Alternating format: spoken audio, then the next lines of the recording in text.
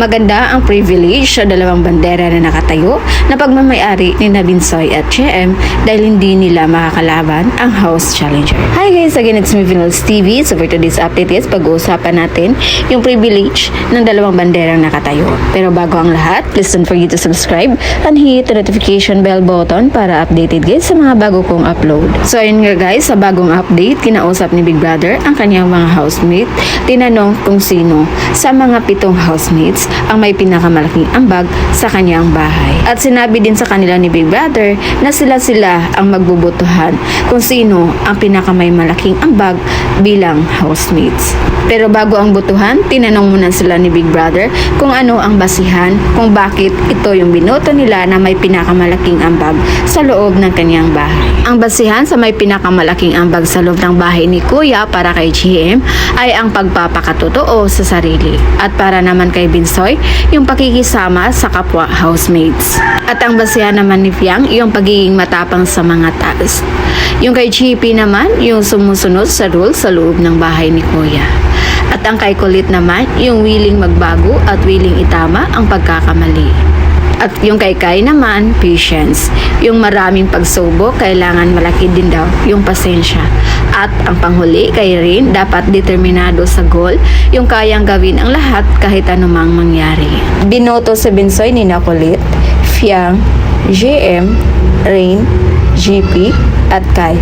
At pati na din yung sarili ni Binsoy ay kanyang binoto dahil alam niya din na may malaki siyang ambag sa loob ng bahay ni Kuya. Si JM naman, binoto ang kanyang sarili.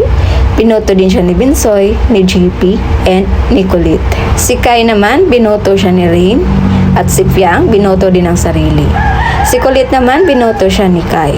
Tangtanging walang buto na pinakamay malaking ambag sa bahay ni Kuya ay sina Rain at GP lang. Ang may pinakamaraming buto na may pinakamalaking ambag sa bahay ay sina GM at Binsoy.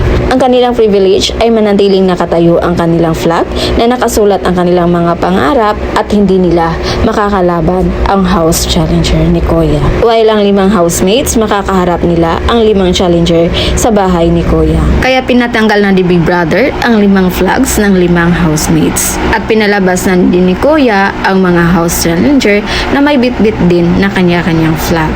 So ang mangyari, maglaban-laban ang 5 house challenger at ang 5 housemates. Kabilang na sa paglalabanan nila ang kanilang weekly budget. Ang tanging safe lang ay si Binsoy at si Jem. Pero umalma ang karamihan sa mga netizens kung bakit si GM ang binoto ng mga housemates na may pinakamalaking ambag sa bahay ni Kuya. Na dapat kay Fiang daw ito. Dahil nakita naman ng mga netizens na may mas maraming ganap si Fiang sa loob ng bahay kumpara kay GM. May mga nagrireklamo din sa mga teens na walang naka-appreciate sa ginawa ni Fiang sa kanila. Lalo na doon nung maglaban ang adult versus teens sa kanilang task, halos si Fiang yung tumayong nanay, tatay, ate at kuya. Lumaban sa task para manalo. 1 linggo silang na-save noon sa nominado dahil itinaas ni Fiang ang kanilang bandila. Pero ganun pa man, kailangan ni Fianggi na lumaban sa loob ng bahay ni Kuya. So yun muna yung pa-update natin guys. And again, this is Vinals TV. Thank you for watching.